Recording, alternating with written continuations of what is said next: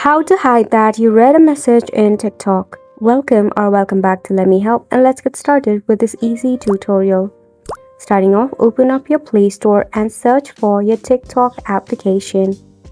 In here, we are also checking for available updates. If there is not any, just tap on Open.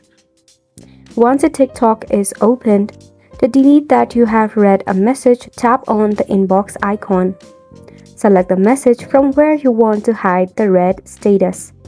So as you can see, if you tap on it and tap on the three dot at the top, there is no such option as hiding that you read the message.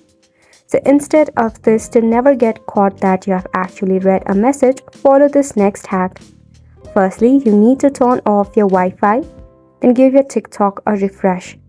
Open up a conversation, then you need to scroll up really quickly, then gently scroll down to check for the latest message. Once you do this, now you can open up your Wi-Fi, then refresh your TikTok once again.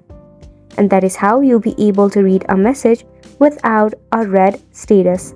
Isn't it simple? So go ahead and give this hack a try. And it's a wrap for the video as well. Thank you so much for tuning in.